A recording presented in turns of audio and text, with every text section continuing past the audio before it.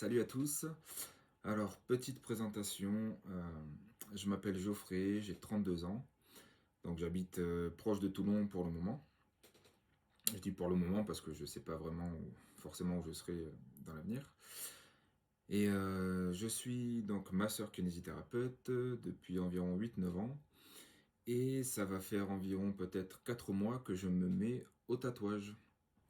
Donc j'ai repris le dessin il y a environ 2 3 ans. Donc j'ai repris sérieusement, on va dire, le dessin dès que le temps libre me le permet. Sachant que le dessin, je dessine depuis peut-être que j'ai euh, 9 ans, 10 ans, 8 ans, je ne me souviens pas exactement. Mais je dessine depuis petit et j'ai eu une grosse période, 10, 12 ans d'arrêt où je dessinais plus. Donc voilà, je me lance là maintenant dans le tatouage. Et donc c'est ma première vidéo. Pourquoi faire une vidéo? Alors, si je décide de faire une vidéo, déjà, c'est parce que l'une des principales raisons, on va dire que c'est parce que c'est quelque chose qui m'impressionne un peu, qui me fait un peu peur. J'ai toujours eu du mal avec mon image, on va dire. J'étais quelqu'un de très timide, qui s'aimait pas, hein, faut dire ce qui est. Et du coup, j'ai toujours eu du mal avec mon image, le regard des autres. Donc le fait de me filmer en train de parler et après de poster ça, donc de m'exposer au regard des autres, c'est quand même un gros exercice pour moi. Sachant que j'avais déjà, je m'étais déjà mis un gros coup de pied au cul en faisant un petit peu de théâtre déjà l'année dernière. Dans une toute petite troupe, ça a été quelque chose déjà d'énorme pour moi. Et voilà, là j'ai eu l'envie de faire une vidéo pour ce petit exercice. Et aussi pour partager ma petite expérience et mon avis sur un sujet donc, qui a quand même été assez important, on va dire, ces dernières années pour moi. Donc, qui est le développement personnel. Comment est-ce que je suis rentré dans le développement personnel? Eh bien, tout simplement, comme beaucoup, moi, mon cas, ça a été la souffrance. Donc, la souffrance dans les relations amoureuses notamment. Donc, ça fait à peu près peut-être, je dirais, 3 ans, 3 ans et demi que j'ai commencé à me poser des questions sur pourquoi je souffre autant, notamment lors d'une rupture. Donc, c'était lors de ma deuxième relation amoureuse, où là, j'ai commencé à me poser ces questions. Donc, pourquoi je souffre autant, pourquoi je ne suis pas heureux, c'est quoi le bonheur, etc. Ce qui a fait que je suis tombé sur un livre, et puis par effet boule de neige, un livre en a emmené des dizaines et des dizaines. Donc je me suis mis à lire des livres encore et encore sur le sujet. Donc on commence par le développement personnel, et puis après on passe à la spiritualité, en passant par l'ésotérisme, enfin tous ces milieux et la psychologie aussi. Tous ces milieux pour moi sont interdépendants, hein, on passe de l'un à l'autre très facilement. Donc, c'est des livres que j'ai aimé lire sur le coup, euh, qui m'ont fait du bien, je peux dire ce qui est, on va dire. En tout cas, sur le coup, c'est ce que je me disais. Et donc, c'est par cette souffrance, notamment par les relations amoureuses, que je me suis mis à lire pas mal de livres sur le sujet. Alors, là, avec le recul maintenant, non, je vais pas dire maintenant ce que j'en pense, je vais dire un peu comment j'ai vécu le truc. Donc, j'ai acheté donc livre sur livre, comme je l'ai dit, et c'était comme thérapeutique, ça veut dire que, enfin, c'est-à-dire que j'avais l'impression que plus j'en lisais, plus ça me faisait du bien, moins je souffrais, et j'avais l'impression que c'est le prochain livre qui allait m'apporter la clé que j'avais besoin, ou que j'aurais eu besoin, que je pensais avoir besoin du moins, pour ne plus souffrir. Parce que mon but, en fait, sous-jacent de cette démarche que je faisais du développement personnel, c'était de ne plus souffrir.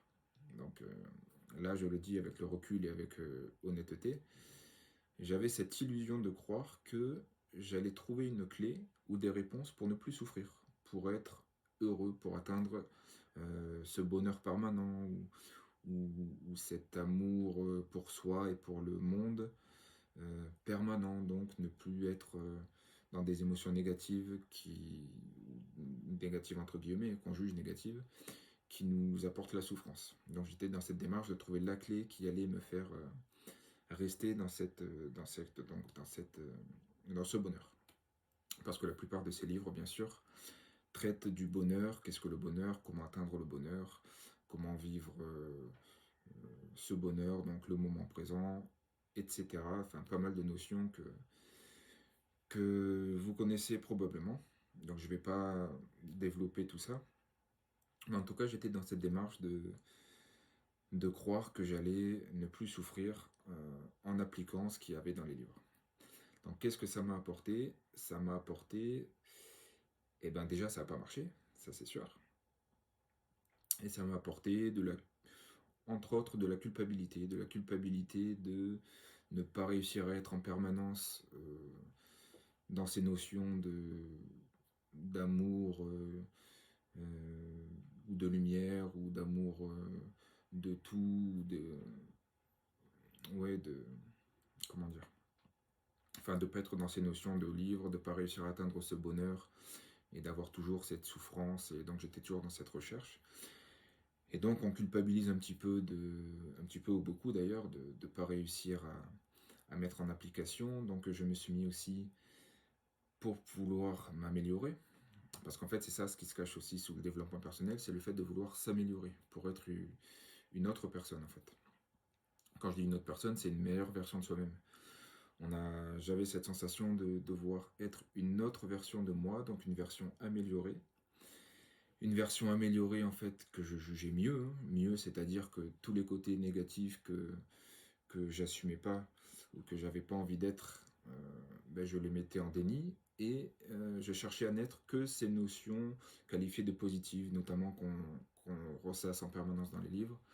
Donc d'une personne dans l'amour, d'une personne gentille, d'une personne dans la compassion ou dans l'empathie, etc. Donc le fait d'aller dans ce mouvement de vouloir être cette personne, je mettais forcément en déni la personne que j'étais à ce moment-là. Donc je mettais toute une partie de moi en déni. Donc c'est surtout ça en fait que ça m'a fait, en tout cas pour moi, le développement personnel, c'est de ne pas assumer qui je suis, de ne pas assumer mes travers, de ne pas assumer mes défauts, entre guillemets, et de vouloir chercher à être une autre personne, de vouloir m'améliorer, d'avoir cette illusion de croire que je serai une meilleure personne ou que je serai, euh, comment dire, en tout cas dans ce bonheur, si j'arrive à être cette personne qu'on me vendait en fait, enfin qu'on me vendait, que j'avais l'illusion en tout cas de vouloir être. Donc tout ça en fait, ça m'a pris pas mal d'énergie, hein, enfin pas mal d'énergie. Disons que c'est ce qui a fait que j'ai commencé à remettre pas mal de choses en question, notamment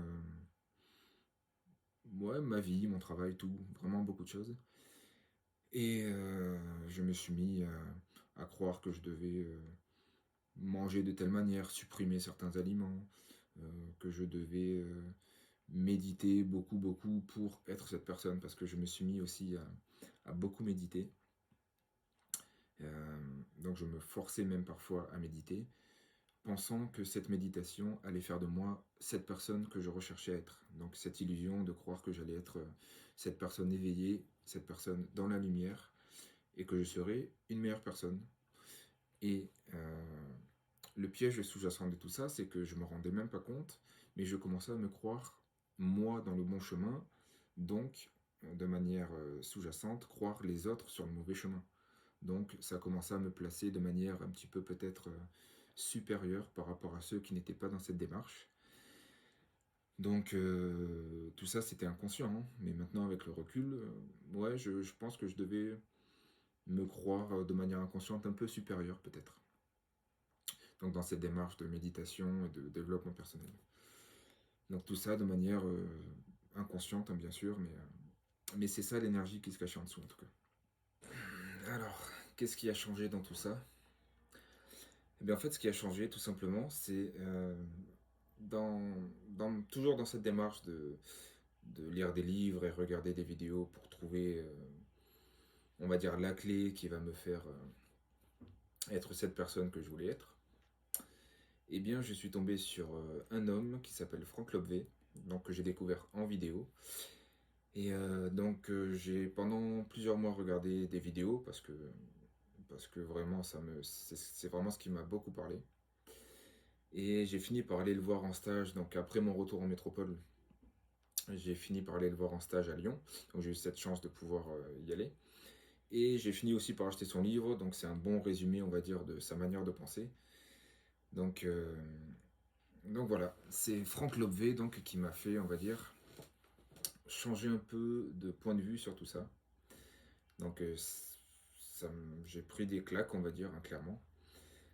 Première fois que j'ai découvert Franck Lobé, c'était donc en vidéo et de suite, première fois que je l'ai vu, ça m'a dérangé. Je me suis dit, c'est qui ce type, qu'est-ce qu'il veut, qu'est-ce qu'il raconte. En fait, c'était en contradiction complètement avec cette démarche que j'avais de vouloir me développer, de vouloir être une meilleure personne.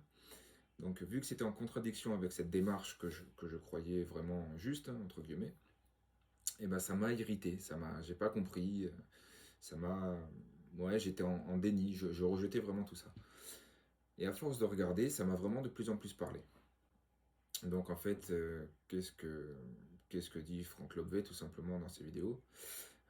Je vais pas parler pour lui, en fait, je vais le dire avec mes mots, tout simplement, parce que maintenant, c'est aussi mon point de vue, en tout cas là, au jour d'aujourd'hui, c'est ce que je pense. Donc en fait, tout simplement, euh, ce serait comme prôner le non-développement personnel. J'ai décidé de complètement arrêter cette démarche de vouloir me développer personnellement, de vouloir être une meilleure personne et de m'améliorer, tout simplement pour arrêter de mettre en déni la personne que je suis. Donc de plus faire ce mouvement de vouloir chercher à être quelqu'un d'autre, mais juste d'accepter qui je suis. Et accepter qui je suis, ça revient à vouloir aussi se connaître, et se connaître, donc se reconnaître dans ce qu'on fait et dans la vie. Et il y aurait, entre guillemets, qu'une seule règle simple pour faire cette démarche de s'accepter et de se connaître. C'est tout simplement de reconnaître dans ce qui nous entoure, de reconnaître dans tout ce qu'on vit, en fait, de voir 100% de sa vie comme sa propre création. Donc tout ce qu'on met au monde, ce n'est que le reflet de qui on est, on va dire. Tout simplement parce que ce qui nous entoure, nous le vivons. euh, enfin, tout ce qui m'entoure, en tout cas pour moi dans ma vie, je le vis à travers mes sens, donc à travers mes filtres, à travers mon vécu. Donc ce n'est que les émotions que ce que la vie autour de moi déclenche en moi que je vis. Ce n'est pas le monde que je vois objectivement, mais ce n'est que la subjectivité du monde que je suis en train de vivre. Et c'est de cette manière que je vais pouvoir me reconnaître dans des choses que je mets en déni, parce qu'en fait, ce que je fais et ce qu'on fait tous, c'est qu'on ne fait que projeter à l'extérieur ce qu'on n'a pas envie d'être. Par exemple, quand je vais dire de cette personne qu'elle est superficielle, automatiquement je vais me croire non superficielle. Ou quand je vais dire de cette personne qu'elle est menteuse, je vais automatiquement me mettre dans le camp de ceux qui ne sont pas menteurs. Donc c'est de cette manière en fait qu'en permanence on met en déni le côté de nous qu'on n'a pas envie de voir, hein. Donc en fait si j'applique comme règle tout simplement de me reconnaître dans ce que j'observe autour de moi, que ce soit dans les personnes ou dans les situations que l'on vit ou dans son travail ou peu importe, le fait de se reconnaître, eh ben, ça va permettre de se connaître. Et du coup, on va plus avoir besoin de voir tout ça à l'extérieur. On va l'accepter en soi. Et en fait, on ne va que faire agrandir la personne que l'on est en fait. Donc ce n'est pas dans une démarche de vouloir être quelqu'un d'autre, mais au contraire de se connaître, donc d'accepter, d'englober la personne que l'on est. Donc c'est complètement différent. Et, euh, et voilà, en fait, il n'y a plus cette démarche comme je dis, de développement personnel. En fait, c'est ça que ça m'a fait et que je voulais en fait tout simplement partager. Parce que là, en fait, en faisant cette vidéo, je ne fais aussi que mettre au monde euh, une partie de moi qui aime s'exprimer, qui a envie de s'exprimer et qui a envie de dire qui elle est, tout simplement. Voilà, donc cette vidéo est maintenant terminée.